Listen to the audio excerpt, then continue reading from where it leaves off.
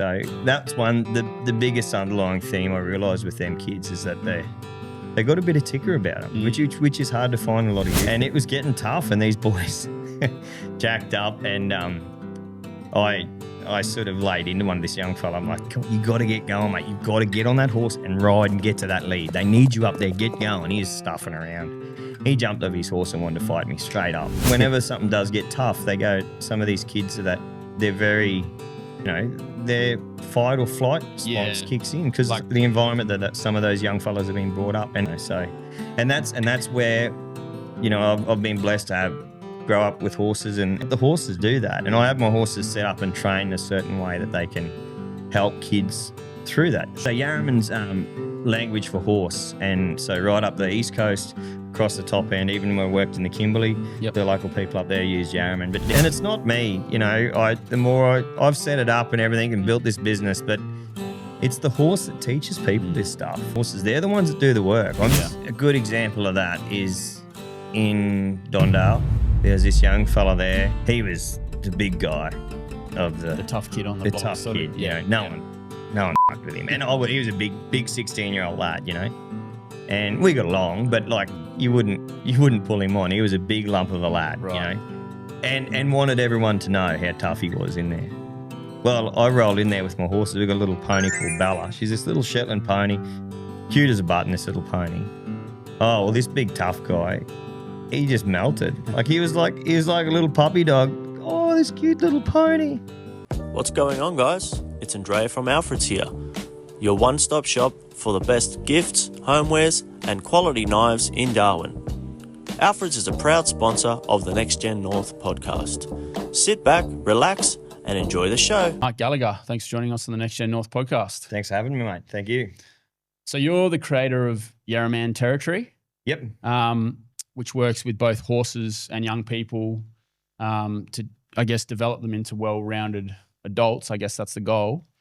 If you could tell us a little bit about Yarraman, how did it all started, and what's the driving force to work with both horses and young people to deliver positive social outcomes?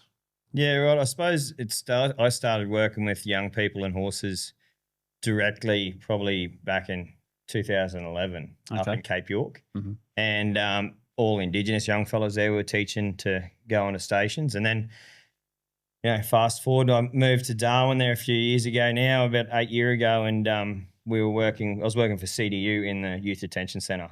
Okay. And doing a structured training program in the detention centre, working for CDU, and they decided they didn't want to continue on the program. So and during that time of working for them, I seen the benefits it was having with them young fellas in there, and the conversations we're having just around their families working and on stations in the past and everything. So, and I just know how good it was for them. So when CDU stopped, I'm like, I've got to keep this going. Mm-hmm. So approached the detention centre at the time and said, hey, how about we keep this all happening? And it sort of kicked off from there. So we started doing programs in there once a week and then twice a week, and then things sort of built from there. Can you tell us what working with kids in detention was? Because I know, was that Dondale? Yes, yeah, that's right. Because I guess, Dondale's, I don't think it's called Dondale anymore, but it's always in the news for the wrong reasons. Can you maybe go through a little bit about what that was like, some of those kids that are obviously troubled youth, and maybe how working with horses, the programs you guys were doing with CDU was helping them? Well, it's, we were getting them out of their cells and they were actually doing something where, doing some training where it potentially could lead to employment. Right. And I suppose it sort of kicks back to that same thing. Why it was really important, I believe, is the fact that, there's a lot of programs that happen in detention or out of detention, even in remote communities. We do a lot of remote community work nowadays too. And it's all well and good to, sport's important and activity is important, but the skills and the program that we have is actually teaching them something that is fun and want to be a part of, but B, could lead to employment. And it stirs up those conversations about their family and how they used to work. And, granddad used to work on a station and, we need to take a photo so I can send it home to my family, Yep. But the kids in detention are really, they're in there for a reason. All the time. I've worked in that detention centre now for probably 7 years, off and on. Haven't been doing so much recently, but those kids are in there for a reason. And I think the way society needs to look at it is that we're lucky to have a detention centre. We're catching those kids that are falling through the net, and we've got somewhere to put them. Other places in the world don't have that. And there's a lot to work on and make that a lot more streamlined and a better system. We haven't got it nailed because they're keeping on going back. But the most interesting thing about those kids is they're really good to talk to. They've got heaps of bulk yarns. For instance, one story there, sitting around with these kids during the, riding horses, and they stole a yellow Suzuki Swift, and they pulled up at the stoplights in Palmerston. They're telling me this yarn. It was like I was riding in the car with them. They're really good storytellers. Yeah. And they're like, we pulled up at the stoplights in this car. A cop car pulled up beside us, and we just waited until that light turned green, wound down the windows, gave the coppers the finger, and just went, fuck you pigs, and took off, And, it's not good that they stole the car and everything, but these kids are out there doing stuff. They want to be involved in something, and they're out there creating their own fun. It just so happens that fun that they're creating is a detriment to society, sure. And that's one thing I really noticed with the underlying sort of personalities of those kids is that they do want to get out and do something, right? And there's a lot of youth that don't. It's a big trouble getting kids involved in something. They're making their own fun, like. Back when I was a kid, you had to, you had to build shit out of sticks and jumps for your push bike and, jumping on your horse when you weren't supposed to and taking off down the paddock. So that's the biggest underlying theme I realised with them kids is that they got a bit of ticker about them, which is hard to find in a lot of youth these days, yeah. And did you find that these kids that found their way to detention, they have a kind of a similar story in terms of, was it a broken home, or like is there similar patterns that you found talking to these guys? I don't know what the causation might be, but it's like, is it a similar pattern, or are they coming from kind of really different home makeups and family structures? And I think there's a lot of issues, especially in remote communities and Indigenous communities, be it in Darwin or remote, or in Palmerston or Katherine or anywhere, Tennant Creek. I think it's it's sort of a tough one. They sort of they all sort of obviously drugs and not the right probably family structure. Yeah, a lot of them their parents are in jail or out of jail like too. Role models and positive role models. Yeah. And I think the thing is too, like we grew up seeing our parents go to work every day. Sitting around the table at night, mum and dad would come home, we'd be having dinner. Dad's had a shit day at work and he's whinging about it. Not whinging, just getting it off his chest. That's right. This happened and that happened. But it's, 5 o'clock in the morning, Dad got up and went back to work. He fronted up. So that's instilled in us of seeing that resilience. And programs I've worked on over the years, another job I had at Lawn Hill Station, training young fellas up there on stations. And we'd be out in the paddock and one day we hit a tough mob of cattle. Well, it was supposed to be 1,500 head of steers in this paddock. There was 4,000, like fences were down anyway. It was a big job with the little crew we had on the day. And we had to get going. Like we had our asses hanging out to get this 2 choppers flat out, and it was probably 6 of us, 7 of us on the ground. And it was getting tough, and these boys jacked up, and I sort of laid into one of this young fella. I'm like, you got to get going, mate. You've got to get on that horse and ride and get to that lead. They need you up there. Get going. He was stuffing around. He jumped off his horse and wanted to fight me straight up. You know what I mean? Like, right. He was chucking sticks at me horse and carrying on.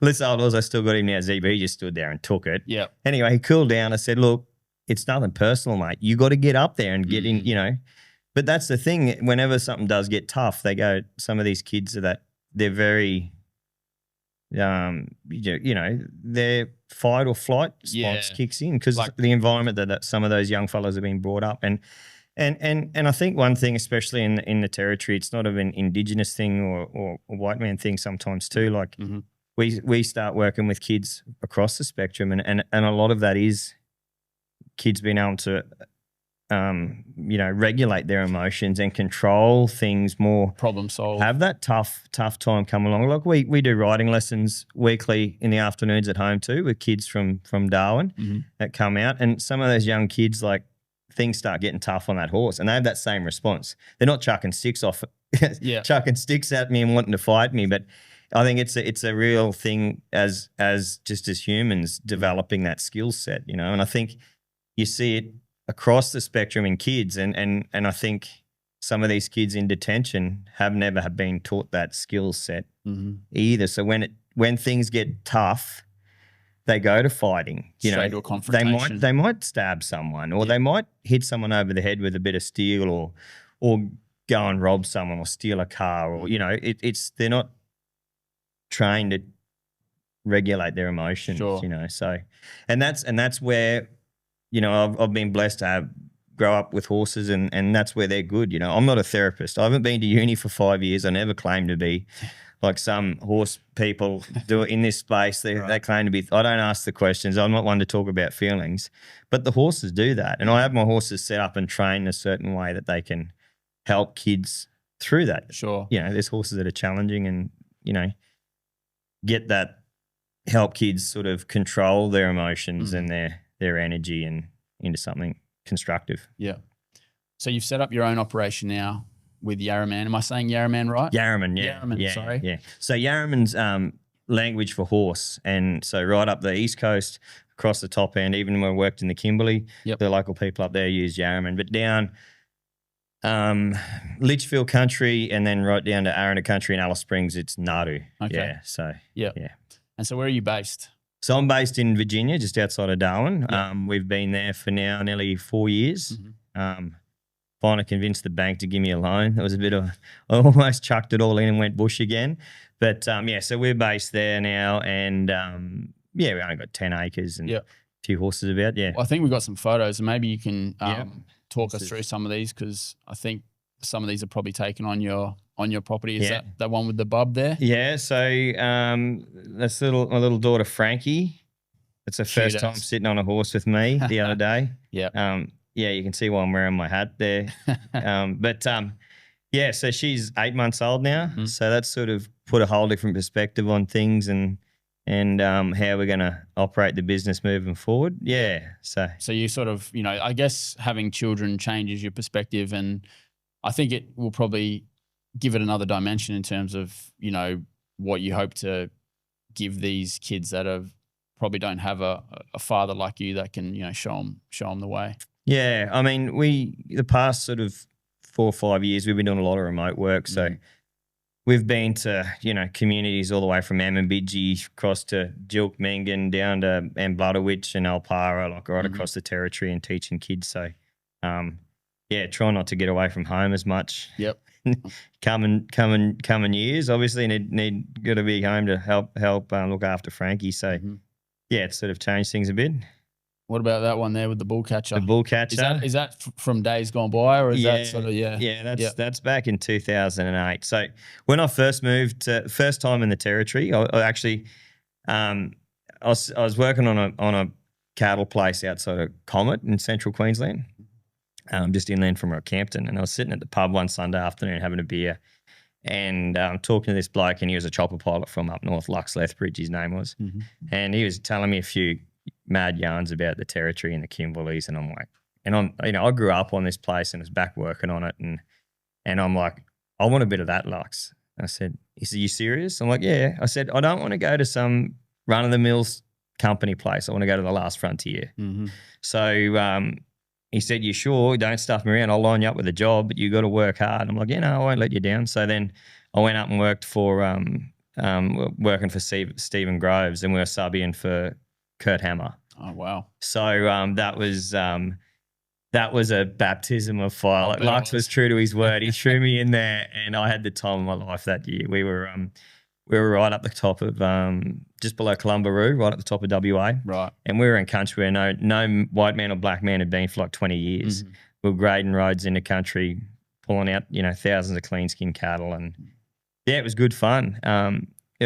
I still remember there in November, there was a bloke we were working with too called Mickey Stanley. He walked up and shook my hand. He goes, well, he said, I'll give it to you, young fella. He said, you're this podgy little fat fella that turned up from central Queensland. He said, we all thought you'd last 2 weeks. He said, here, you've done the season. He said, you did yourself proud. So, you know, and ever since then, I just couldn't wait to get back up here. So then I got a job at Newcastle Water Station and then was only there for 2 years and moved up here to Darwin, And so you got your own property, you're doing your own program. So talk us through I guess a day at Yarraman and, you know, what these sorts of initiatives offer these young people. Yeah. So this year's been a bit of a tough one. It sort of kicked off last year. We were doing a lot of, so for instance, this time last year, mate, we were cranking. I had 2 or 3 staff and, you know, weren't in the detention centre a lot. They've moved to the Holtz now. So that's sort of, you know, cooled down a bit. We're sort of working through that. But the federal government brought in elbow stopped horse therapy with the NDIS in October last year. So things took a drastic turn then. So we had to lay off people, and because that was so what we'd normally do is be doing NDIS in the morning, riding lessons in the afternoons, and I had staff there if I had remote work coming on. They'd keep things going at home, and then I'd go bush. So, but now at the moment we're sort of winding down for the wet too. Things get a bit hot and rainy, so this year we're sort of shutting down and scaling back a bit. But day to day, mate, it's just looking after horses and keeping them fed and organised. And you know, a lot of my time now is sort of keeping, you know, looking for tenders and grants and income. And at the moment, we've just launched a new product this week, doing week-long horse treks out at Annaburu Station in conjunction with Globetrotting. So that's sold out already. 50% of the tickets were sold in the first 24 hours of launch, and that's all sold out. I think they released another 2 dates this week, and I think I looked this morning, half of those tickets are gone already too. So sort of been putting that together. So we're sort of shifting the business to more of a consistent stream of income, not relying on government at the moment. But I mean, to delve into that, my vision for that part of the business now is to give kids employment opportunities. Right.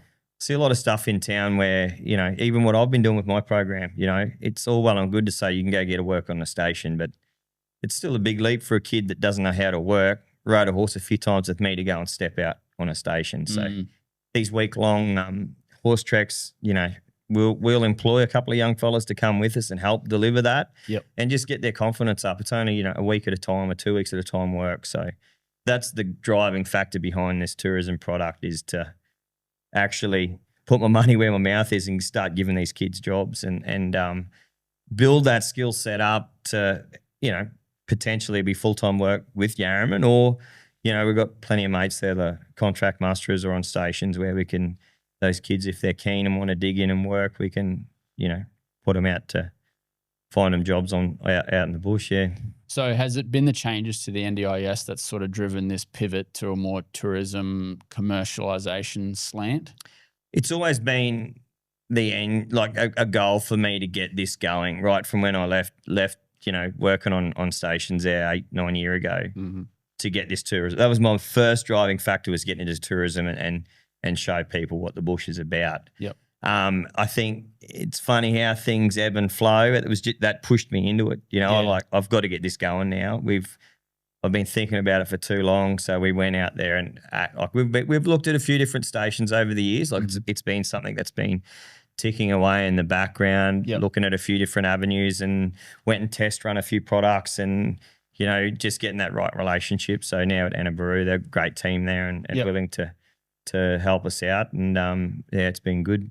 So what was it about Annaburu itself? Was it just contacts you already had, or was it a geographical makeup of the station? Was it sort of conducive to, you know, running, I guess, tourist initiatives that, well, for people that are maybe not that experienced with horses, like it's not tough country, there's not sinkholes and that sort of thing? Oh, there's still all that.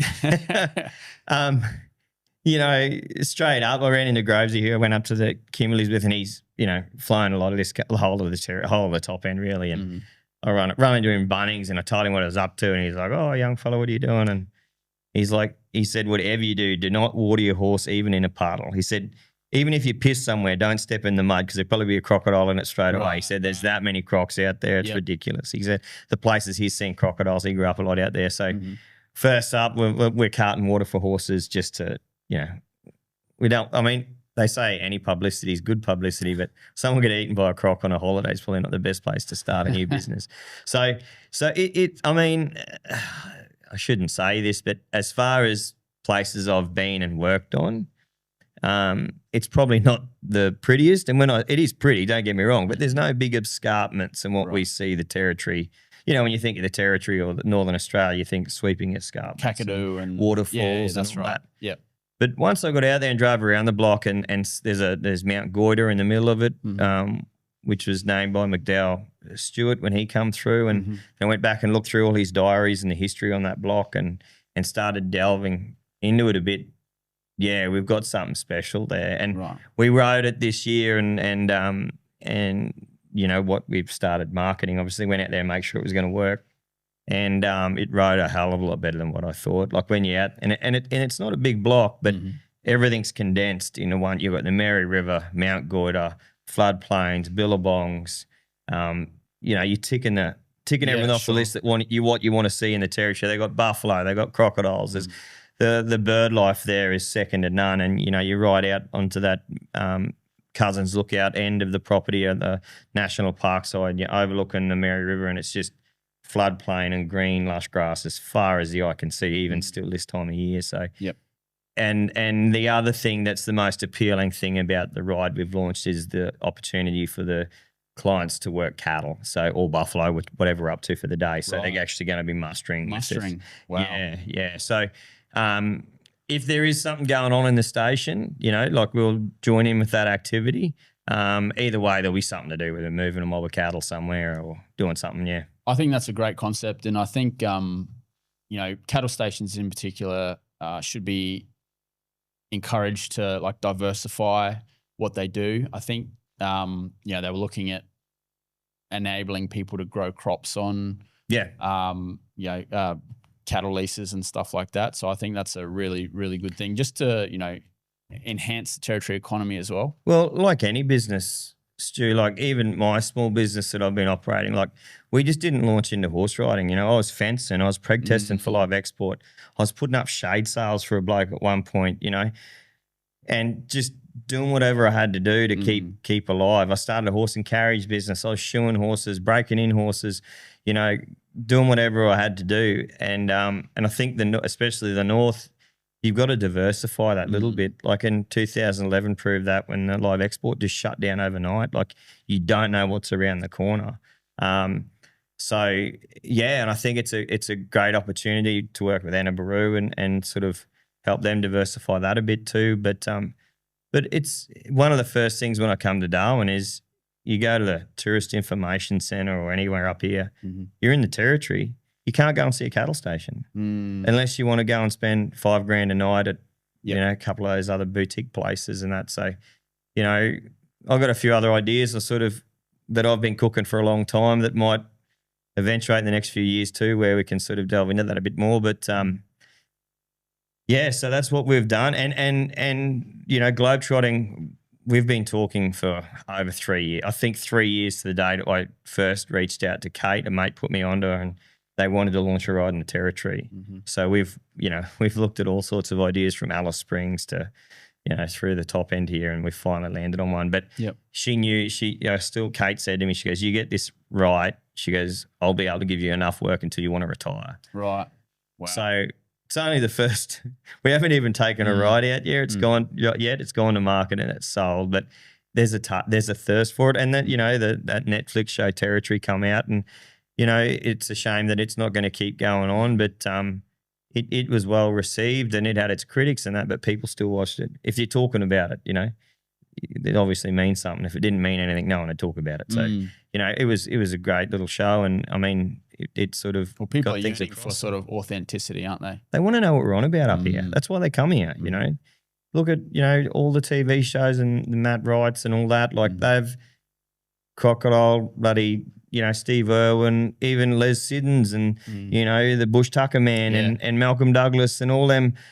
what's that other fella? LB Mangles, remember him? I don't remember him, but I remember Malcolm Douglas. I really cut my teeth on Les Hiddens. Like, my mum used to make me watch him. Like people want to know, and I've been watching some Facebook. There's been Bush Tucker Man's been coming up. They just read your mind what you're chasing nowadays. But it's been it brings you back, and people want to watch that stuff. And it's boring as shit. Some of that Bush Tucker Man, like drive around his Land Rover, like they always had a lot of time there to stretch them series out. But so we're tapping into that, and it's working.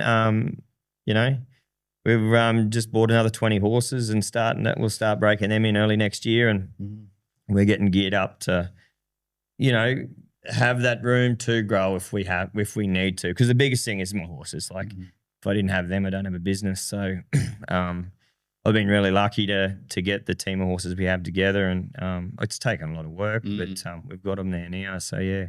What I think it does, it demonstrates the skill set that living in the bush, on country, on stations can have.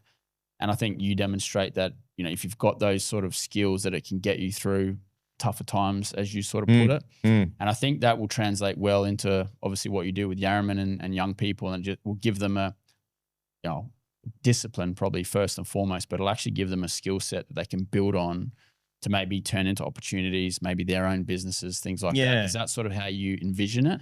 I think only sort of the past sort of few months have put on a new riding instructor to help us out, Jess. She's been going great. And we've had a few other young girls that have worked for us in the past that are coming, and blokes have been contacting us. And in relation to that question, like I actually took a bit of time out last week. I was laying a concrete slab. I was just buggered, had an excuse to pull up underneath the tree and have a drink of water and a think. And I'm like, the team of people we got, Yarraman Territory, starting to build its own culture now. It's been going since 2017, I think it was. Right.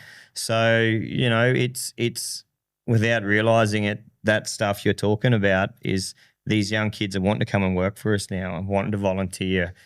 And one young girl, she wanted to have riding lessons, and mum and dad said, you got to go make your own money. We're not paying for it. So she approached me, and she's working for us for a couple of afternoons a week so she can get a free riding lesson. And they're good little hard workers. They're getting in there and working hard. And I think that's a testament to what we have developed, where it's starting to really instill some of that stuff without even realising it, Yeah. And we got probably 40 to 50 people that come out weekly for riding lessons with us. And the parents just keep turning up, and they say, oh, you're too cheap. And I'm like, well, you keep turning up, We don't advertise. We don't want to drive you away. It's just word of mouth, And the biggest feedback we get is, since they've started riding lessons with us, is their confidence at school has improved. And now, just having a little daughter, it breaks me heart. You hear some of these kids, what they struggle through at school, the bullying and all that. And it can really tear some of them young people down. So, they come out and they jump on like a horse like Martin or Nadu, which is, they're quiet horses and they only do what you tell them to. They'd rather sit there and do nothing. You got to ride them, and they're good like that. And these little girls have got to get a bit of grit about them and cowgirl up and start bossing a few of these horses around. So I think it does. It's not me, the more I've set it up and everything and built this business, but it's the horse that teaches people this stuff. I'm just the bloke who feeds the horses and brings, I've got rid of the ones that bark and bite and, carry on. We've got a good team of horses. They're the ones that do the work. I'm just the bloke that feeds them. They're good for your soul, they and especially they keep you in line. What is it about horses? They call them noble creatures. What is it about a horse that maybe, I want to say a troubled kid, but maybe not even a troubled kid, that gets from a horse what it may not get sometimes from a person that, builds character and resilience and that sort of thing? Like, what is it intrinsically about horses? A good example of that is in Dondale. There's this young fella there, and he was the big guy of the tough kid on the block. The tough kid, no one fucked with him. And he was a big 16-year-old lad, And we got along, but like you wouldn't pull him on. He was a big lump of a lad, right. And wanted everyone to know how tough he was in there. Well, I rolled in there with my horses. We've got a little pony called Bella. She's this little Shetland pony, cute as a button, this little pony. Oh, well, this big tough guy, he just melted. Like he was like a little puppy dog. Oh, this cute little pony, you know? Yeah. And I think that's what happens. Mm-hmm. It and you know, other times there on the other end of the spectrum, and I mean, and this happens outside of the prison with kids too, but it's just really hammered at home there. One day, this one young fella, he was hitting this horse, Zebu, this old horse I've had in the guts. I'm like, well, you don't do that. Don't hit the horse, mate. That's bad. Mm-hmm. And he hit it again. I said, oi, don't do that. Anyway, I probably crossed the line a bit. He hit it the third time. And I said, don't hit that horse. You know, I told you 3 or 4 times now, stop doing it. And obviously he went to fight me then. And I couldn't back down. I'm standing up there, this kid, and he was a big young fella. And you know, anyway, everything all simmered down. There was a couple of new guards there too, so they missed the point, but to jump in and help me out. But I got thinking about that afternoon driving home, because we never have any incidents in that prison. You know, the kids are really respectful of me and my horses, and it was really out of character for that to happen in one of our sessions. And like it comes back to your question earlier, what background do they come from? Mm. Well, that might have been his way of showing affection. You know, mum and dad might have always been in a bit of trouble and got physical and violent, and you just don't know, you know. And I think that's the thing where they say horses are a mirror to your soul, you know, and you know, and I've seen it time and time again. Like I started training people with horses back in, I was down the Gold Coast there, it would have been 2009. I started doing lessons just to make up a bit extra money, and you know, and I had this group of old women they booked me out for 6 months. Every Saturday morning, I'd meet them at this outdoor arena at the back of Narangba there, somewhere down at the back of the Gold Coast, and these old women would turn up with their horse floats, and we'd have a couple of hours every Saturday morning. Yeah.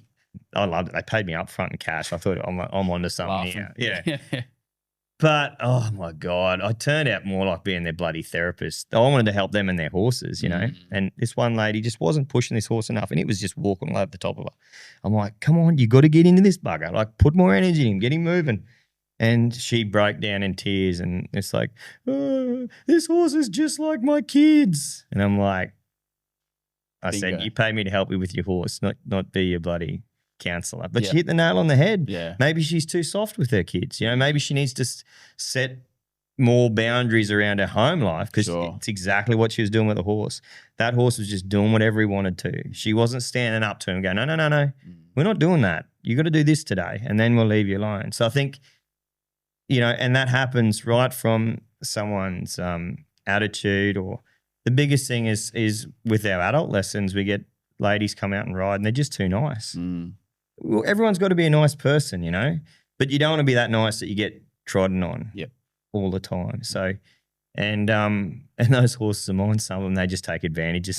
And they're like, they do that for a living. They have beginner riders ride. I mean, if they're a lazy animal, they want to do nothing, they'll just do nothing. You got to make them do it, you know. So, and they can sense that, can't they, straight away? Oh, mate, and I've often looked at my plant and think if I need to put more training to a certain horse because they're getting a bit lazy or anything. But I jump on them, or I get an experienced rider, jump on them, boom, they're there. They're doing whatever they're trained to do. They got all the buttons. They'll stop, slide, side pass, spin.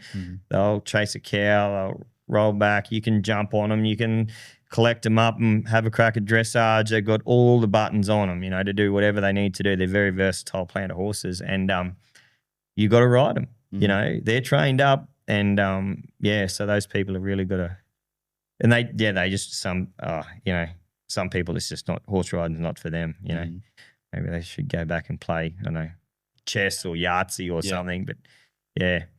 And how do you match horses to people? So if someone's maybe a little bit more rambunctious and feisty, you go, all right, well, you need a rambunctious and feisty horse, or does everyone need a quiet horse? You know, like how do you deal with that dynamic? So it depends on what you're doing. If I've got a group of people coming out and it's a one-off thing and I want them to have fun, I'll match a horse differently to if I've had a client that's been coming to me for months on end, and I'm like, no, I need to challenge them a bit more today. I'll put them on this horse or that horse, you know, or I'll sense them that they've just had a shit day at work or a tough day at school. I'm like, righto, I'll be easy on you today. I'll give you a nice, easy-going horse. It's going to be easy for you to ride. You don't have to think so much. So it depends on where you're at in that spectrum. Horses, as they say. And you know, like back in 2002, I was working on a trail riding place up in North Queensland off Wonga Beach, north of Port Douglas. Right. And we had this one mare called Kirai. And Kirai was an absolute bitch of a thing. She had terrible, like really mongrel-looking horse. Good and quiet horse, but just a real bitch. Yep. And it was known that if you get, you know, you don't want to judge people by their cover, but if you get someone that turns up, that's a bit of a Karen. Yeah. They get Kirai and they get along like a house on fire. You put, you know, the Karens on Kirai, they have the best time, you know. One day I remember we got tight for horses. Like I was only, 19 at the time, and had this really lovely disposition lady. You could say she was really nice, well-mannered. And I'm like, oh, shit, we run short of horses, and she had to ride Kirai. And I warned her. I said, you're probably not get along with this horse, but yeah, this is where it's at. This is what we got to do. And she had a terrible time. But just like, So it's really important matching the right horse to the right person. Yeah, but like I said, you know, you get some of those kids that, how do you put it? Just need an attitude readjustment. You know, they're getting a bit ahead of themselves. Right. Even if they've been riding with us for a month or 2 months and they're starting to think they're better than what they are, we'll put them down a peg and put them on a horse that's still got all the buttons, still safe, you can still ride it, but it'll be more challenging for them, and they've got to engage their brain and think about where they're putting that pressure and what they're doing to get that horse to work for them. So there's a bit of a, the more I think about it, asking that, I think there's more to it. A bit of strategy there. Yeah, and I think, you know, for any, like I've been in Darwin now for a while, and I've seen a few different horse riding businesses come and go, and I think it's the ones that take it too cheaply. And you know, you can't do it unless it's a side hustle and you got 1 or 2 clients with 4 or 5 horses. You can handle it, but we've pulled our numbers back the past sort of 12 months. We've got 13 horses at the moment, and we've only just got enough to get, you know, through 40 people a week. Right. So you need that. One horse gets, where if a horse is lame or sore, we just don't use him. You know, there's no, you know, you've got to have that rotation, or just like any footy team, I suppose. I think they've always got a heap of people. So, but but it's, and our horses too that we've got, like not any horse gets on the team. You know, like they've got a. I was thinking about it the other day, like we've probably been through 6 new horses in the past sort of 12 months, year and a half. Only 2 of them have made the grade, you know. Right. So, you know, I'll sell them to mates in contract mustering camps, or you know, if there's a client that's looking to buy a horse. There's one young girl. I had this mare that was a bit forward, and this girl could handle a forward horse.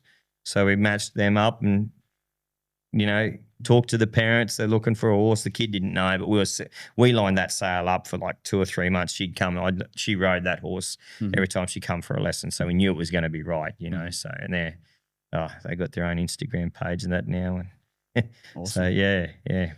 Well, it's pretty clear what the benefits are for the clients that you guys serve, but maybe on a bit more of a personal level, you know, what's working with horses done for you? You know, how's it helped you? Well, you know, I haven't had a job that has not involved horses. I mean, and the only job I say that, but I worked at Coles when I was at school as a deli boy, you know, in the meat section. I had the same job. Yep. And this was back in the late 90s, and there's probably pretty much some horse in some of that sausages there too in the cabinet. So you could probably say I was working with horse back then too still. But, you know, I think I've just always grown up with horses. Dad, we've always bred and broken and trained all our own horses. And that's just always what I've done. When I left school, I wanted to be a rural scientist. So I attempted university. That was a big year. I'd never drunk so much beer. I never lived in town before. Right. Went to Armidale, UNE there, and just drank beer, played rugby and rode bulls, and there was no future in that for me. I just couldn't study. I couldn't focus, so I just left that. And then I thought to myself, well,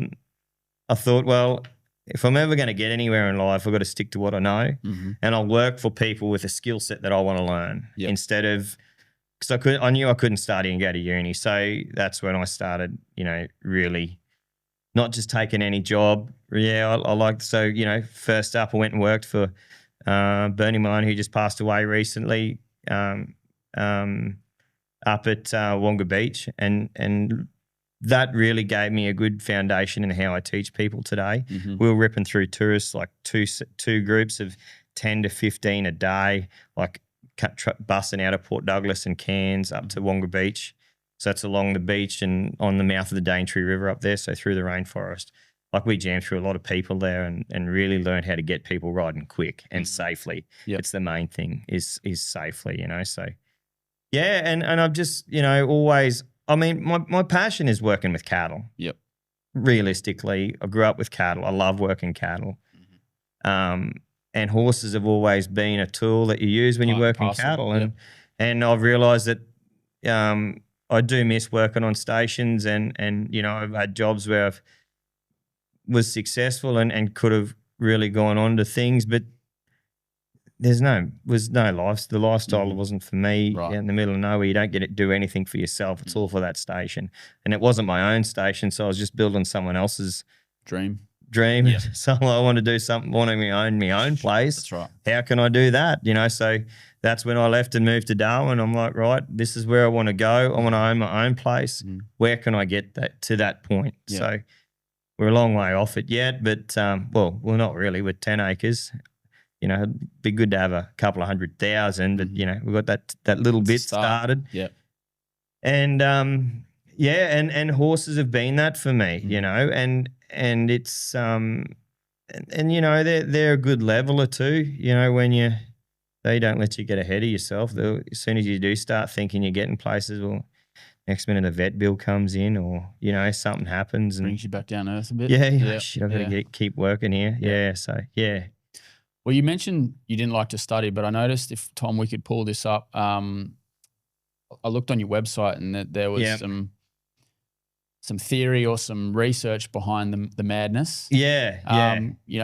It's good to see that there, it's not just, I guess, practical knowledge. There's actually some research and empirical data and things like that about how working with horses can actually this was before AI too, right? So it wasn't me. I've got a mate who's a psychologist. Yep. I said this. So when I first moved to Darwin, I knew what I wanted to do. I wanted to develop these programs, and I was sitting at a cafe. I'm like, righto, I had no idea how I was going to market and sell this or how I was going to structure it. Started to get my head around how government, I still don't know how government works, but I don't think anyone does. No. So I sat down at I found a coffee shop in, where is it? In Parap there somewhere that opened at 5 o'clock in the morning.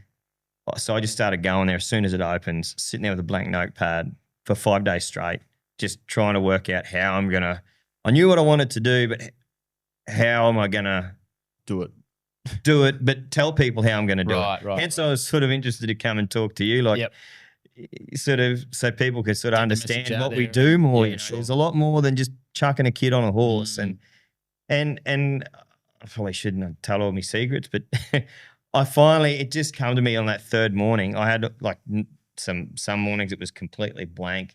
Other mornings there's all this dribble written down, just regurgitate everything on that paper.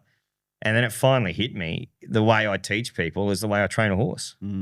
So that's how we started. I'm like, well, you get a green colt in a round yard that's never had a hand on him. Well, he's got to be comfortable around you before he'll let you put a saddle on. And that's our same approach, like in that photo there with that kid. Like they don't get on a horse unless, they get that fear factor out of them. Like some people, when the kids are unsure, they go, that jumpiness out of them. Well, a horse is no different. You got to desensitize them and break them down to it. So that's what I started doing. And program, and a lot of people get similar sort of program changes here and there, but 6 weeks is what it takes me to break a horse in. And, the first week is just handling on the ground and getting used to them and brushing them and getting them used to leading and tying up, and then start putting a saddle on, and then you start getting on their back, and then you teach them to steer and stop and drive them in long reins, and then you get to ride them in a small yard, and then a bigger yard, then tracking a cow, and it just starts growing that skill base. And once I put it back in my own language, and then I could sell it. I'm like, right, this is what I want to do. This is how we're going to do it. It was easy for me to explain it to people then, but I just had to relate everything back to horses. Right, just what you knew. Yeah. Yep. And my partner Jess doesn't like that. We're having this baby, and we're going to the hospital, and it's just like delivering a calf, like always joke. I'll bring the fence strainers and a bit of telecom rope, and yeah, she didn't. It doesn't work in everything in life, but bit of a sensitive time. Yeah. So no one really seen the funny side of that apart from me mates, but I've learned to keep that sort of talk, especially comparing stuff in a relationship to horses or cattle. But in this instance, with teaching these young kids, it just really started, made it easy for me to actually do what I needed to do. Yeah. And can you tell us about some of the impact you've had on Indigenous kids? Yeah. Because I know you're saying you went out to communities. Yeah. And what are some of the communities you've been out to, and what's been sort of the response to that? So like that photo there, that's at Jilkmingan School there just this year. We've been there two years in a row. I think we've been there 3-4 times now. Okay. That's our old horse, Chilpy. He was, I picked him up from a mate years ago, and he passed away this year too, that old fella. He done a lot of work for us and Yarraman.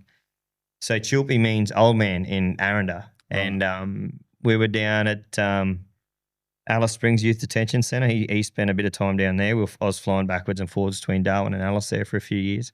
And one young fella from Kings Canyon renamed him Chilpy. He was called Tanner, but then because he was the old horse in the plant, so it's old Chilpy. So, like that photo there, that young kid just patting that horse and he's just lapping it up. But, we roll into communities. We went to Amblottowitch this year, which is down south of southeast of Tennant Creek there on the Sandover. And I'd never been in that community before. I'd rung a few people. So people that need to know knew I was coming, and we rolled in there Sunday lunchtime and just drove around telling everyone, come down. Looked on Google Maps and talked to, there's an old set of horse yards actually at that community. And we had about 60 kids turn up. They just piled out. It's only a small community. We had kids coming from everywhere, and then their parents, and then all the old people turned up too. It was quite the spectacle. And that's the reception we get at most communities. And it's, and then, we go to Amambidji School there, and same thing, Timber Creek, Buller Camp. These kids are just really getting behind it. And this remote work, we were at Amambidji, one old lady there, and I see it a lot with them old people when they see us turn up with a truckload of horses and the kids start riding the horses. You can see them really reminiscing about the old days when the whole community worked on that station. There's controversy around that, what happened back in the day and everything, but on a whole, from the research and the people I've always talked to about that time, like the black fella, white fella, they're all out there and living in tin shanties, working, building them places, and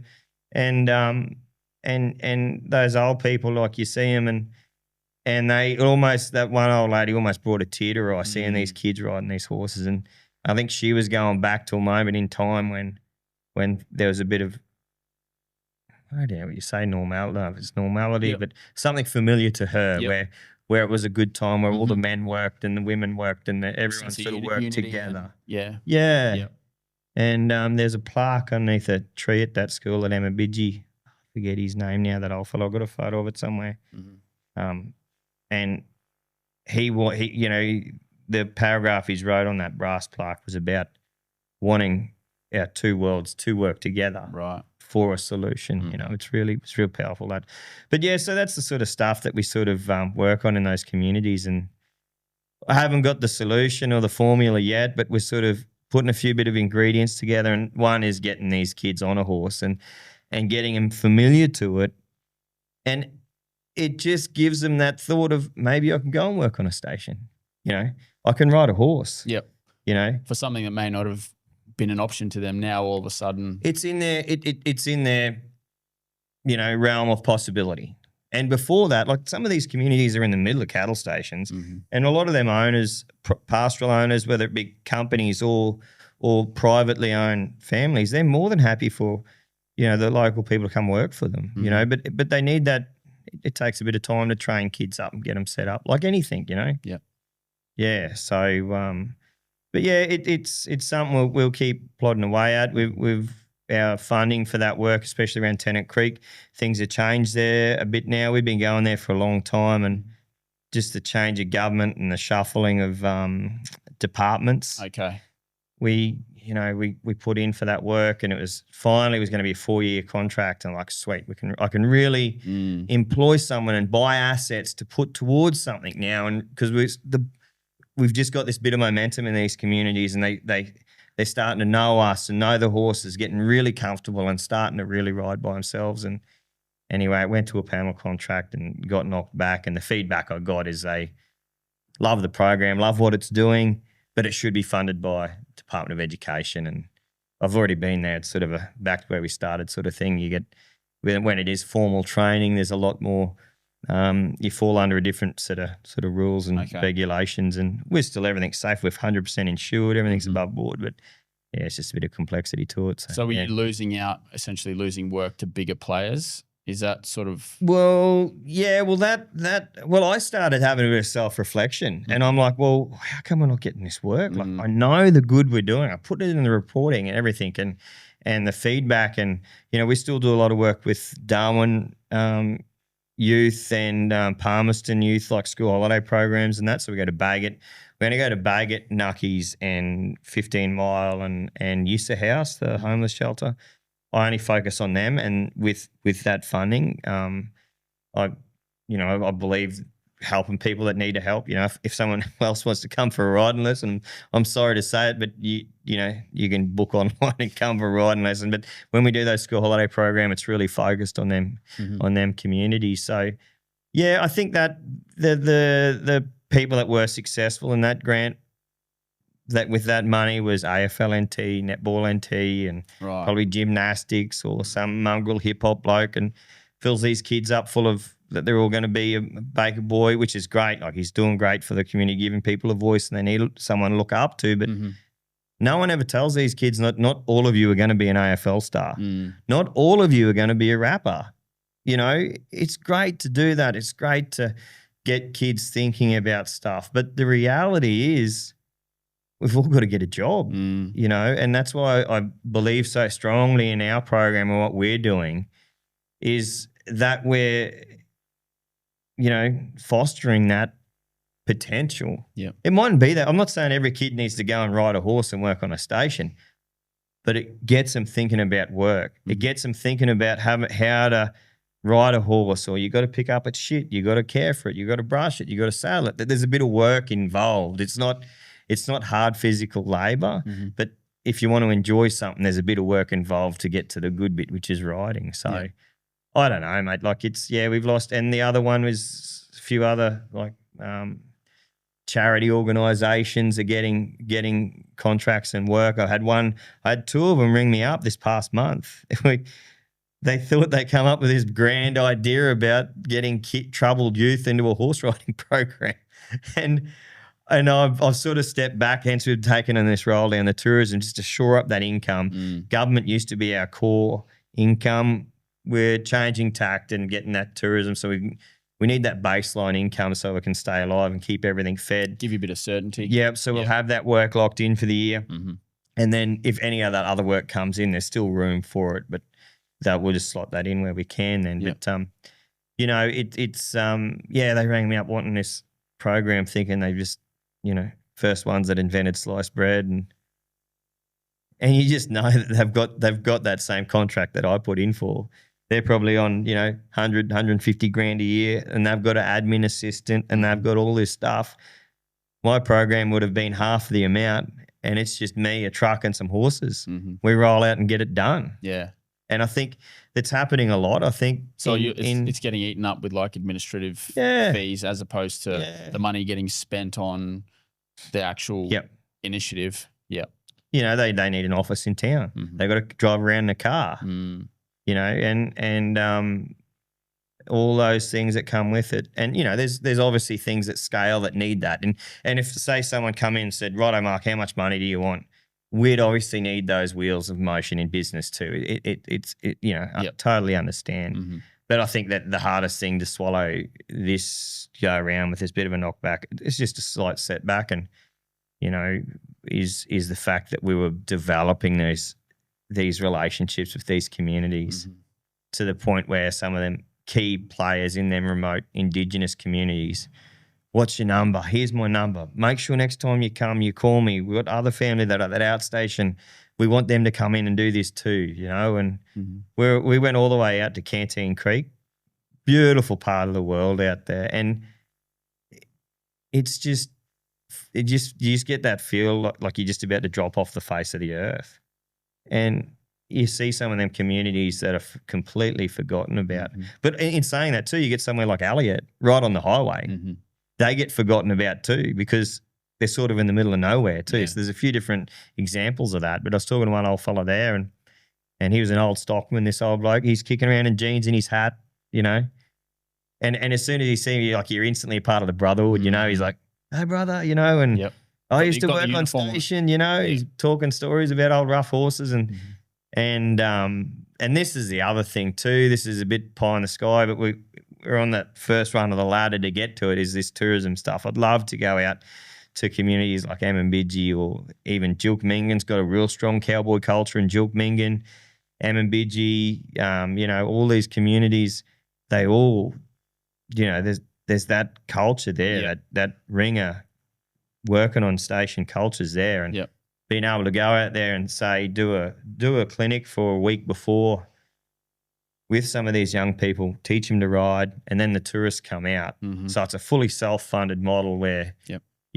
that's where I'm trying to get to. But there's a bit of work to get that happening. But so the tourists would come out, pay for the kids' clinic, and then those kids come and help me do the ride with the tourists. You know what I mean? Does that make sense? Yeah, sort of. Yep. So anyway, we'll see where we go. But it's just, everyone's got some good ideas. You run into a few different people, like that bloke doing haircuts, and it's good to see initiatives out like Karen Sheldon, what she was done with in Tennant Creek with Saltbush and everything. Next door neighbour. Yeah. Like it's good, to see that, and you sort of see them people, and you're like sort of guiding your way.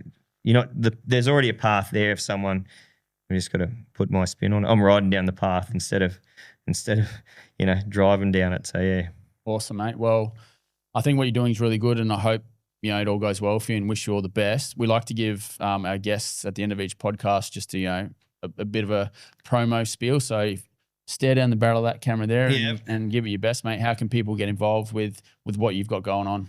So I think we're sort of pretty well. Everything we got going on sold out. Right. That's the thing. We haven't never had to promote. Everyone's like, "Oh, we never heard about you," and I'm like, "Well, it's because we've never had to, really." But I mean, if they want to get involved, obviously there's Globetrotting. Jump online there if you want to come for a ride with us at Annabaroo. If you want to come and do a riding lesson, learn how to ride a horse, either send us an email or reach out on Facebook or something and come and jump on, and get involved. Even if you want to come out and sit on the lawn and watch a riding lesson, and just see if it's for you. But, we've got a few initiatives coming up, one with suicide prevention with the Daly River community and that too that we're kicking off. So if there's anyone that's got any program ideas that they might want to involve us in, that's something we're really, really interested in is those sort of things, and teaming up with people and seeing where we can go. We're doing a lot of work in defence space too, with veterans and that too. Some of it with Soldier Recovery Unit with the 1st Battalion, but also we have a few veterans that come out and ride with us. So that's always something that we really want to expand that too. So it's all happening, mate. Yeah, good stuff, mate. Well, best of luck. Appreciate it, mate. And, get involved with what Marc's got going on, and we'll catch you on the NextGen North podcast next time. Appreciate it, mate. Thank you. Thanks for having me. All the best. Thanks, guys. See ya.